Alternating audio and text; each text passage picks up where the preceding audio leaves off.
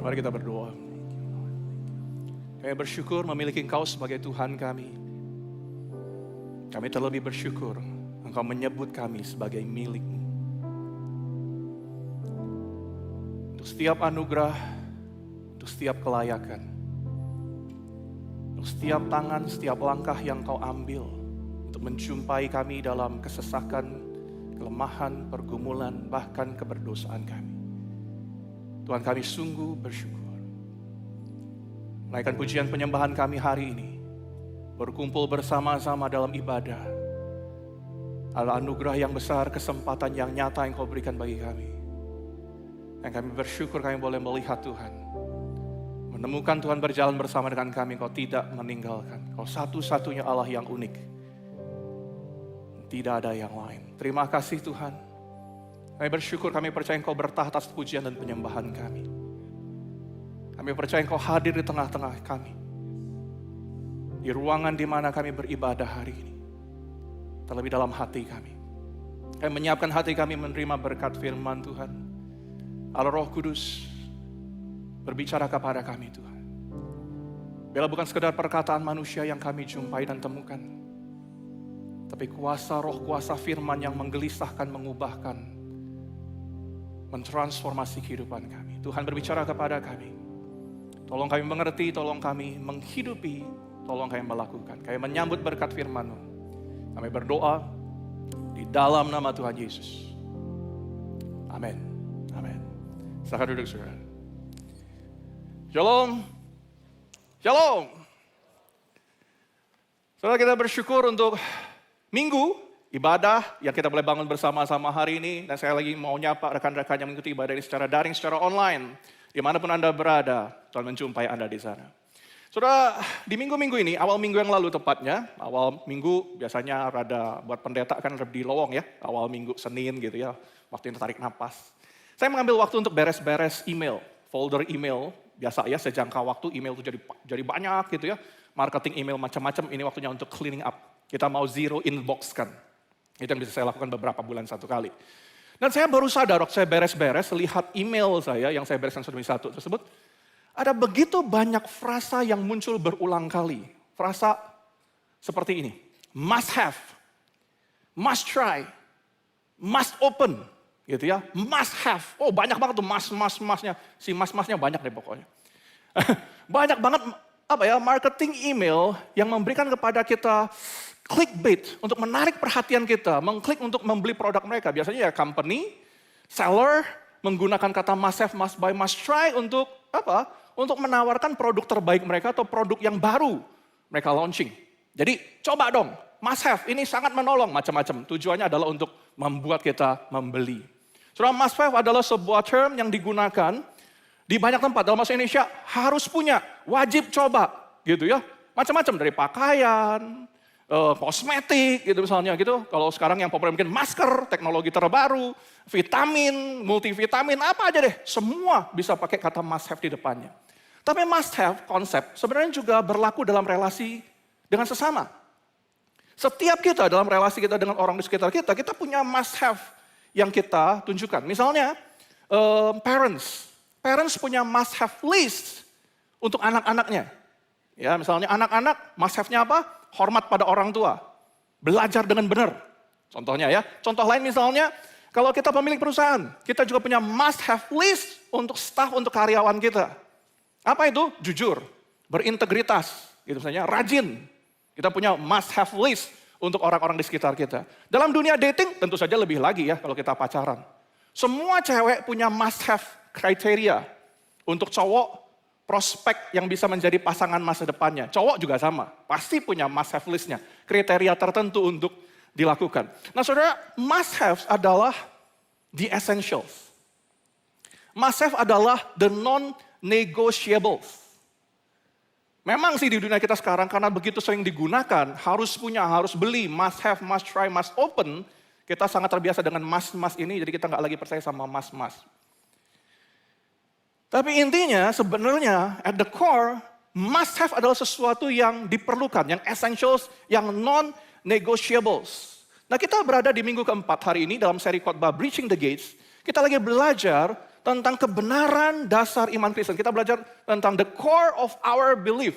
Kita belajar 5 solas. Kita sudah belajar tentang apa yang menjadi dasar iman kita, apa yang esensial dalam atau sebagai identitas kita sebagai murid Kristus. Core beliefs are our essentials. Our non-negotiables. Sesuatu yang kita harus punya dan ini yang kita sedang belajar bersama-sama. Nah, setelah sola scriptura, gratia, fide, hari ini kita mau belajar solus Christus. Apa itu solus Christus? Solus Christus pada prinsipnya, basicnya, berbicara bahwa kita diselamatkan oleh dan di dalam Yesus Kristus saja. Kita diselamatkan oleh dan di dalam Yesus saja. Enggak ada yang lain. Bagaimana orang Kristen sampai kepada kesimpulan ini? Bagaimana teolog reform sampai kepada kesimpulan solus Christus? Dalam Yohanes pasal 14 ayat yang ke-6, Yesus sendiri berkata, akulah jalan dan kebenaran dan hidup.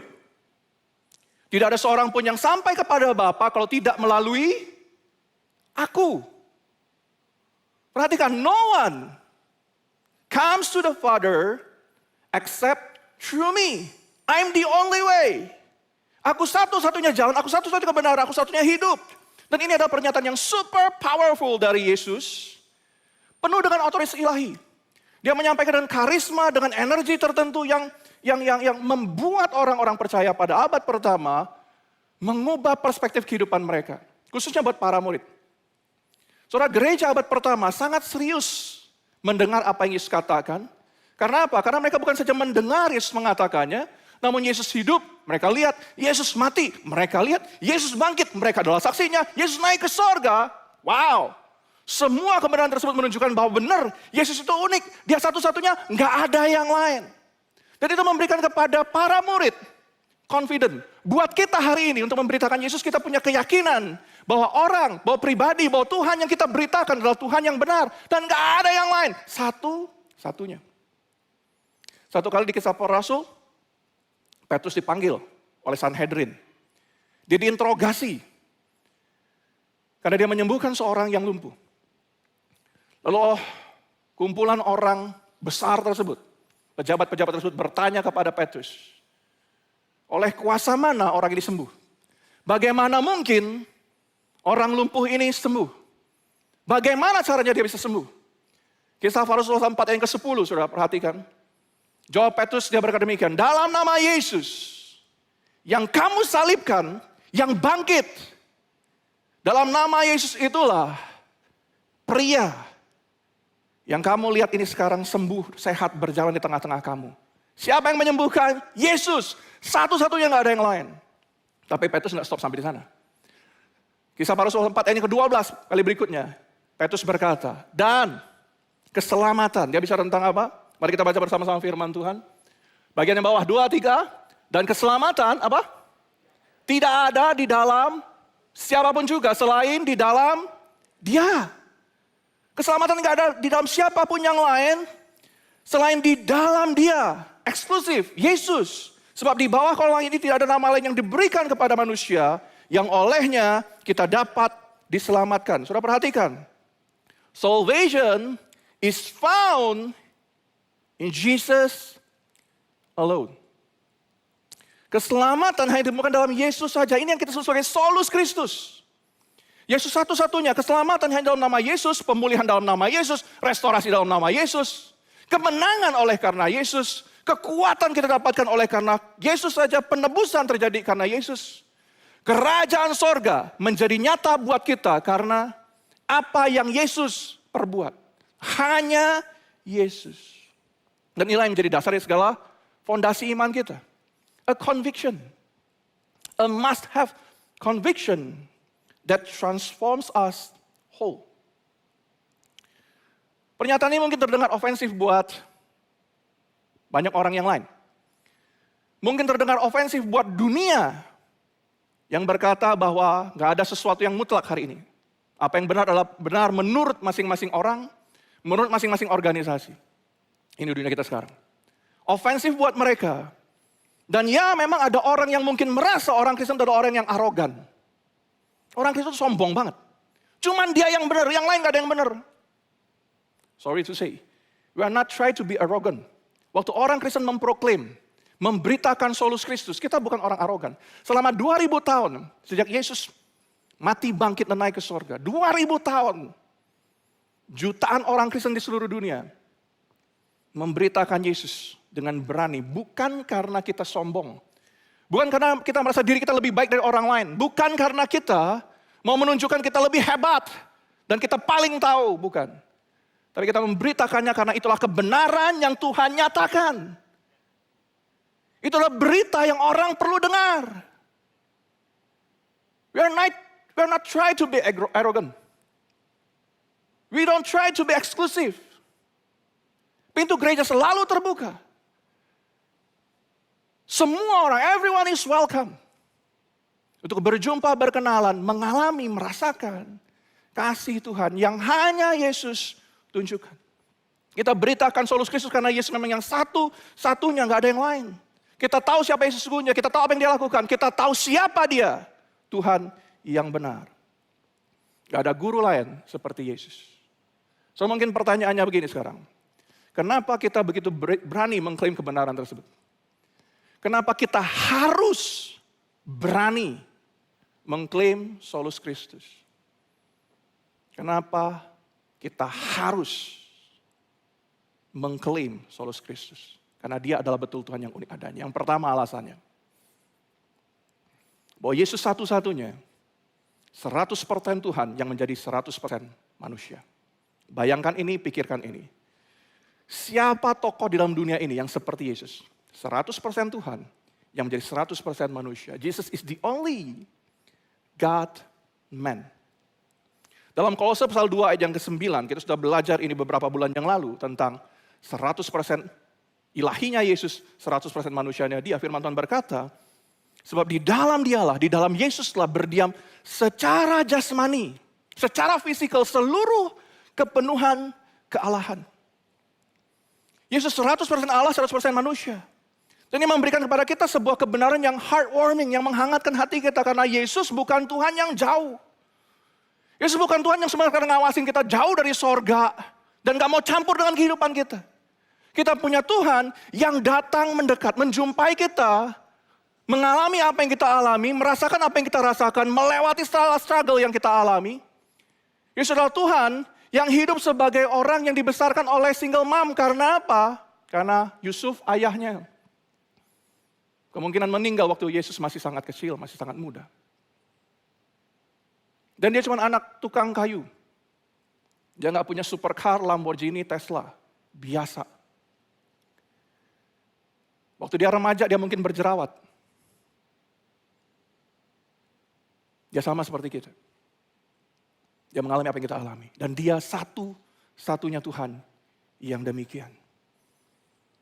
Kita punya Tuhan yang mengerti hati kita, kondisi kita, kesulitan kita, sakit kita.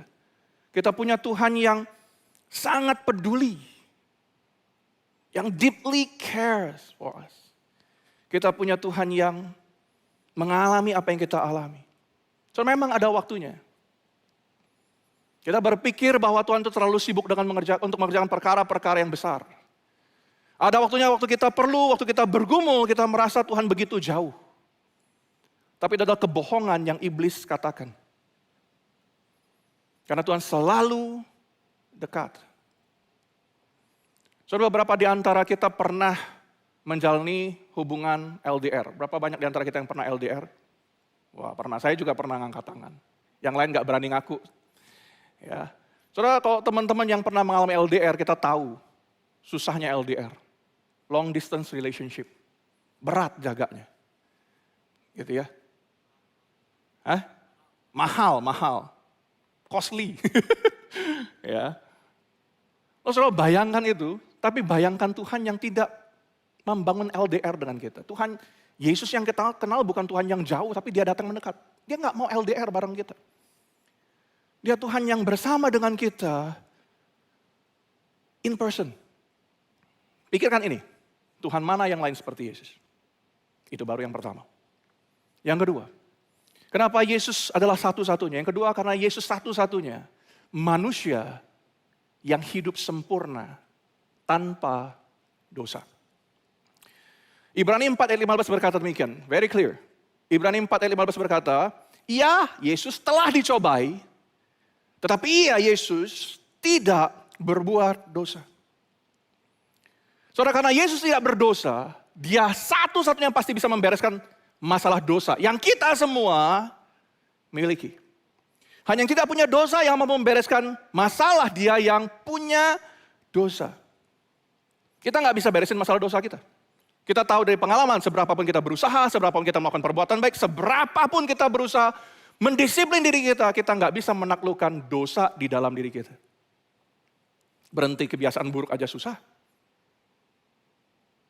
Jadi kita perlu seseorang yang menolong kita membereskan dosa kita. Seorang pastor dari gereja Metodis di Amerika bernama Scott Dudley, satu kali dia berkata demikian. The religion you choose will be based on the problem you think you have. The religion maksud saya, the religion you choose will be based on the problem you think you have. Maksudnya seperti apa? Maksudnya begini. Kalau kita berpikir, kalau saya berpikir saya kurang pengetahuan, saya kurang pintar, saya kurang smart, saya akan cari agama yang memberikan pada saya pengajaran, hikmat, pengetahuan. Oke? Kalau saya berpikir bahwa saya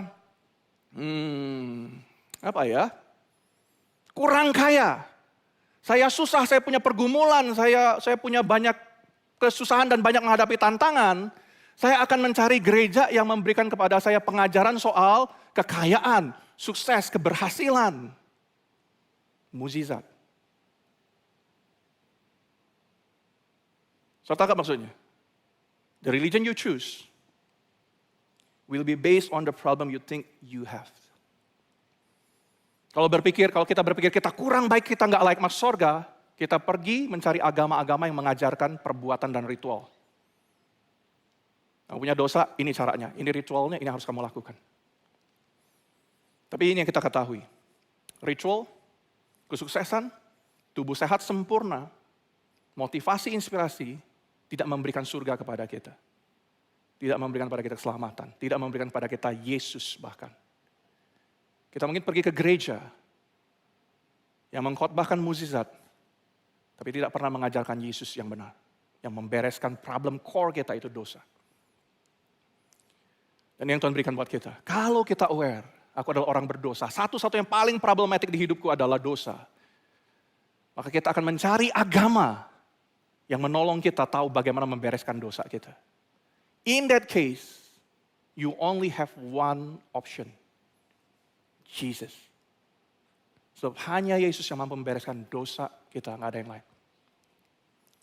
Itu yang kedua. Cari di dunia ini, tokoh agama mana yang membereskan dosa kita di dalam dirinya. Only Jesus is able to take away our sin. Yang ketiga alasannya kenapa Yesus adalah solus Kristus, unik satu-satunya. Karena hanya Yesus yang mampu mengalahkan maut. Mengalahkan kematian.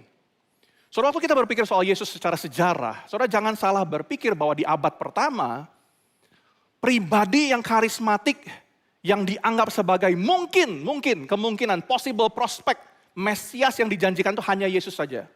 Salah, jangan mikir begitu. Sebab sejarawan dan sarjana Alkitab, mereka mengulik-ngulik sejarah, mereka menemukan di abad pertama selama Yesus hidup, itu adalah setidaknya 5-6 tokoh yang lain yang karismatik, pengajar yang luar biasa, pengikutnya banyak. Dan di dalam tanda petik, mungkin ini adalah Mesias. Salah satu dari mereka pasti Mesias. Jadi Yesus adalah satu dari sekian banyak calon Mesias, kemungkinan Mesias di abad pertama. Tapi ini bedanya Yesus dengan yang lain. 5-6 pengajar yang lain, karismatik yang lain, mereka punya pattern yang sama. 3 hal. Pattern yang pertama adalah mereka mengajarkan tentang memperkuat iman. Pentingnya memperkuat iman, percaya kepada Allah Yahweh. Yang kedua mereka ajarkan adalah mereka terus mengajarkan tentang pengharapan bahwa Israel akan dipulihkan. Kita akan mengalahkan semua penjajahan. Itu yang kedua. Yang ketiga, yang mereka semuanya mirip adalah endingnya mereka semuanya sama. Endingnya gimana? Mati. Semuanya mati. Hanya Yesus yang mati dan bangkit seperti yang dia katakan. Hanya Yesus, cari yang lain. Di dalam sejarah, real. Karena Yesus adalah Yesus sejarah. Yang seperti Yesus. Yesus unik. Kebangkitannya, kalau kita baca nih ya, di 1 Korintus 13 ayat 5 sampai dengan 6. 4 sampai dengan 6 spesifik.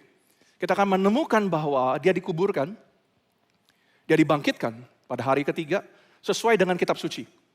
Lalu ini yang kita perhatikan. Dia menampakkan diri, setelah dia bangkit, dia gak diam-diam. Dia menampakkan diri kepada Kefas, kemudian kepada 12 murid, setelah itu dia menunjukkan diri kepada berapa orang? Berapa orang? 500 orang. Lebih dari 500 saksi. Di 1 Korintus, Paulus menulis ini. Saudara, waktu Paulus menulis 1 Korintus, surat ini, practically dia berkata demikian. If you don't believe what I say, kalau Anda ragu apa yang saya ajarkan, we still have that 500 people. You can found them and ask them directly. Saksi mata kebangkitan Yesus memberikan kepada kita apa? Conviction, keyakinan. Itu membuat perbedaan. Lihat, siapa di dunia seperti Yesus? Sekali lagi, sejarah, bukan dongeng. Karena Yesus kita adalah Yesus dalam sejarah. Yesus bangkit dari kematian, menunjukkan dia tidak sama dengan pengajar, pengkhotbah, guru, influencer lain. Hanya Yesus yang bisa. Solus Kristus. Yang keempat, hanya Yesus yang disebut dan adalah benar Tuhan. Buat kita hari ini, Yesus Tuhan sudah biasa kita dengar. Saudara mungkin bukan Kristen, saudara mungkin baru belajar tentang Kristenan, saudara mungkin baru mau belajar tentang siapa Yesus. Tapi kita sudah tahu dari kebanyakan berita dan nada dan sentimen bahwa Yesus disebut sebagai Tuhan. Orang Kristen menyebut Yesus sebagai Tuhan Yesus. Biasa buat kita. Tapi tahukah saudara buat para murid, mereka menyebut Yesus sebagai Tuhan baru setelah Yesus mati dan bangkit. Kebangkitan Yesus membuat mereka menyebut Yesus sebagai, tadinya mereka hanya kenal Yahweh, mereka menyebut Yesus sebagai Kurios. Tuhan, satu-satunya, nggak ada yang lain. Para murid tahu nggak ada yang lain kayak dia. So they preach, they teach. Dan waktu mereka berkata Yesus adalah Tuhan, Jesus is Lord, it wasn't just merely doctrinal statement. It was a statement about how they were going to live their life. Yesus adalah Tuhan bukan cuma sekedar pernyataan teologis atau kebenaran yang diketahui di luar diri. Yesus adalah Tuhan waktu mereka mengklaim dan mereka mengatakan kebenaran Yesus adalah Tuhan. Mereka mengatakan itu untuk menunjukkan bagaimana hidup mereka akan diubahkan.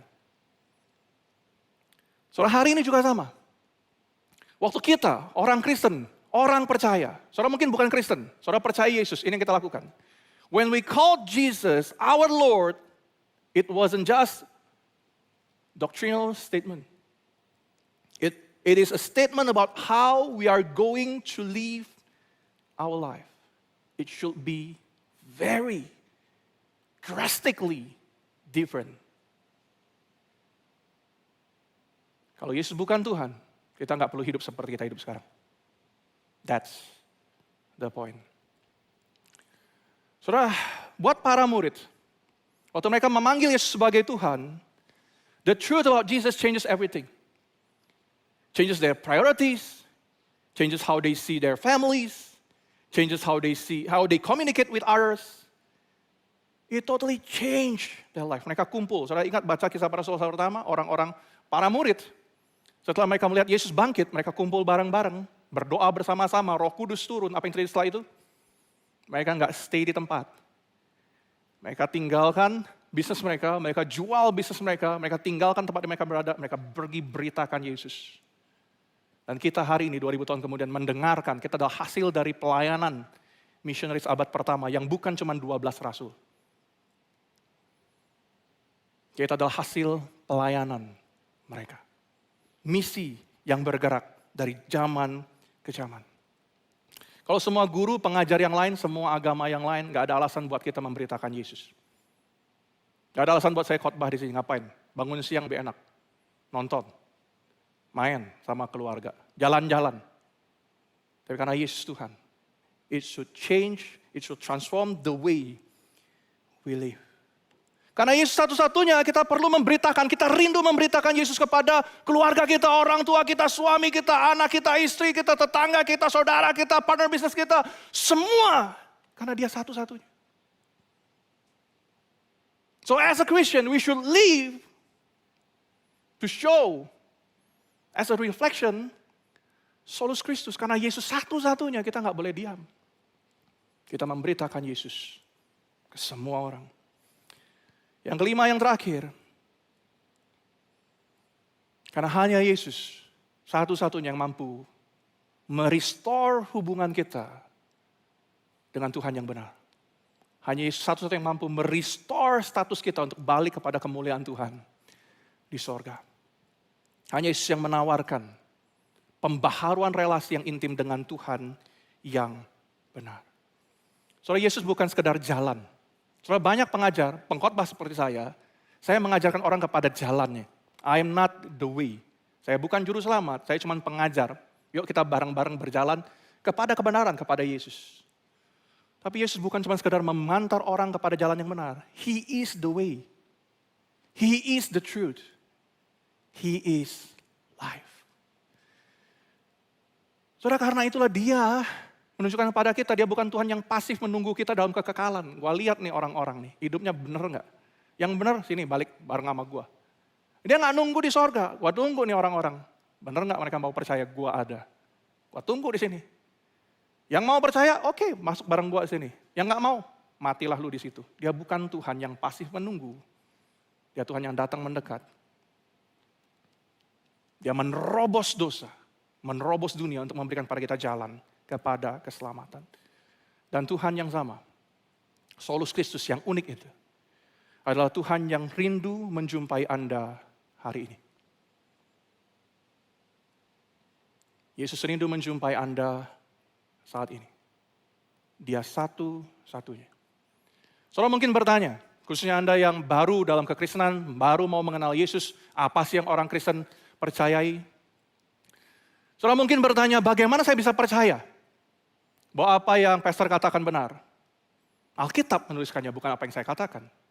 Bagaimana saya bisa tahu, bagaimana saya bisa yakin bahwa Yesus adalah Tuhan seperti yang dia katakan? Baca firman Tuhan. But, I have to admit, kita tidak bisa pernah mengalami Yesus kalau kita tidak mengalami dia secara pribadi. Gimana caranya saya yakin? Anda tidak akan pernah tahu kalau Anda tidak mengalami. Why don't you give Jesus a chance in your life? Mengambil resiko tersebut. Membangun hubungan dengan Yesus. Saudara, sebagai pendeta, 20 tahun, saya memberkati banyak pasangan pernikahan, bukan? Di dalam upacara pemberkatan pernikahan, ada marriage vow. Bukan sekedar wedding vow, tapi marriage vow. Pria dan wanita berjanji. Isinya semuanya rata-rata serupa. Aku berjanji akan mengasihimu, setia, baik dalam suka maupun duka, kelimpahan kekurangan, sehat maupun sakit. Aku akan setia mengasihimu sampai maut memisahkan kita. Till death do us part. Saya mengatakan kalimat yang sama kepada Vina pada waktu kami menikah. Vina mengatakan kalimat yang sama kepada saya waktu kami menikah. But here is the truth. Tidak ada bukti bahwa saya akan setia kepada Vina selamanya. Tidak ada bukti yang Vina bisa tunjukkan bahwa dia akan selalu setia kepada saya selamanya. Gak ada buktinya, bukan? Ada gak buktinya? Waktu kita berjanji, kita gak bisa buktikan. Tapi kalau kita mau menerima kasih tersebut, we have to say yes to that relationship.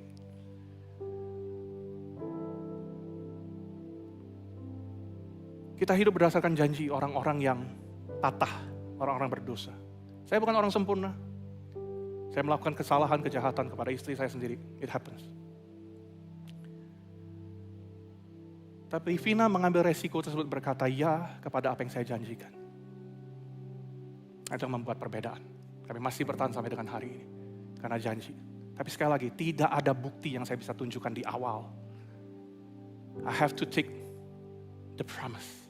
I have to say yes. I have to live in it. I have to risk it. I have to risk my life on that relationship. Saudara mungkin masih bergumul dan bertanya, saudara masih ragu siapa Yesus. Why don't you give Jesus a chance? Tidak ada seorang pun di dunia bisa membuktikan apapun, tapi Yesus setidaknya dia sudah membuktikan siapa dia sesungguhnya. Dia satu-satunya, nggak ada yang lain. Why don't you give Jesus a chance? Why don't you say, Jesus, yes, I want you in my life. Aku mau belajar percaya bahwa Engkau satu-satunya Tuhan. Why don't you try? Sorry, mari kita datang pada Yesus. Mari datang pada Yesus. Saudara, mengapa Solus Christus? Alkitab mengajarkannya kepada kita. 500 murid lebih menjadi saksi kebangkitan Tuhan. Jutaan orang percaya di seluruh dunia selama 2000 tahun memberitakan nama Yesus sampai dengan hari ini. Jutaan orang menyampaikan berita Injil. Hari ini nggak terhitung berapa banyak misionaris, berapa banyak gereja, berapa banyak orang percaya yang menghidupi iman ini. Yesus adalah Tuhan dan Juru Selamat saya, satu-satunya. Gak terhitung berapa banyak orang yang menyebut diri mereka Kristen, pengikut Yesus hari ini. Tahukah saudara berapa banyak orang? World Population Review berkata, hari ini ada 2,3 miliar orang Kristen. 2,3 miliar orang mengaku Yesus sebagai Tuhan mereka. Itu berarti sepertiga populasi dunia percaya Yesus. But for you, in your life, you have to choose by yourself. Who is Jesus in your life? Siapa Yesus dalam kehidupanmu? Maukah engkau menerima dia sebagai Tuhan Juru Selamatmu? Maukah kau menerima anugerah yang dia berikan? Maukah kau datang pada Yesus? Yesus berkata, aku berdiri di depan pintu dan mengetuk. Would you open your door for Him? Apakah Anda mau membuka hatimu untuk Yesus hari ini? Untuk teman-teman hari ini yang ikut dalam ibadah ini, yang mengikuti ibadah ini secara daring, secara online, dimanapun Anda berada, why don't you give Jesus a chance? Jika dalam minggu ini Anda ingin berkata, saya mau percaya Yesus. Saya mau seorang berbicara kepada saya tentang Yesus. Saya mau seorang berdoa bagi saya tentang Yesus. Saya mau bertanya tentang Yesus. Saya mendorong saudara untuk kontak Instagram, DM Instagram account kita @cornerstone.bdg. Atau jika Anda youth, Anda perlu pendampingan pastor, youth pastor, kontak DM via Instagram kita csyouth.bdg. Kontak via email, kontak rekan leaders yang saudara kenal. Seseorang akan berdoa bagi Anda dalam minggu ini. We'll pray for you. We will hear you. Kami rindu membawa Yesus dalam kehidupan Anda. Let's give Jesus a chance. Buat setiap kita yang sudah berkata, saya percaya Yesus. Do you live Jesus properly? Apa kita memberitakan Yesus secara sungguh? Karena dia satu-satunya, gak ada yang lain. Bagaimana caranya kita membawa Yesus kepada partner bisnis kita? Bagaimana caranya kita membawa Yesus kepada staf, karyawan, orang yang sudah percayakan di bawah pengaruh, bawah influence kita? Bagaimana kita membawa Yesus kepada orang tua kita, saudara kita, keluarga kita yang belum percaya? Dia satu-satunya, gak ada yang lain. So let's live for Jesus, okay? Mari kita berdoa. Bapa di dalam surga, kami bersyukur untuk kebenaran Tuhan. Kami bersyukur karena iman kami menolong kami berjumpa pada Solus Christus. Kau satu-satunya, Engkau unik, Engkau tidak ada yang lain seperti Engkau Yesus. Maka hari ini kami datang memperbaharui lagi iman kami. We feel sorry. Kami mengakui bahwa Yesus satu-satunya, tapi kami sering kali hidup tidak seperti mempercayai Yesus yang satu-satunya. Kami begitu sering bergantung pada diri kami sendiri. Bergantung pada hikmat kami pribadi. Kami hidup untuk diri kami sendiri. Lord, forgive us. Ampuni kami Tuhan. Ampuni kami Tuhan. Hari ini kami rindu mengubah, merefresh kembali lagi iman percaya kami. Solus Kristus adalah Tuhan satu-satunya. This truth should change the way I live, we live. Maka Tuhan tolong kami memberitakan Yesus dengan antusias, dengan berani, dengan willingly, intentionally, untuk memberitakan Yesus, memuridkan dan memuridkan. Dan hamba berdoa untuk setiap rekan yang masih ragu tentang Yesus, ragu tentang iman Kristen. Di space dimanapun kami berada, Tuhan, Kau jumpai kami masing-masing, teguhkan hati kami. Bila kami boleh kontak, bila kami seseorang untuk berbicara tentang keraguan kami, kami boleh mencari Engkau, Yesus. Tuhan berbicara kepada kami, gelisahkan kami jika perlu. Supaya kami boleh mengambil langkah apa yang perlu dalam kehidupan kami. Untuk berjalan bersama dengan Yesus properly. Terima kasih Bapa, terima kasih Tuhan. Teguhkan, kuatkan kehidupan kami. Kami bersyukur, kami berdoa di dalam nama Tuhan Yesus. Amin.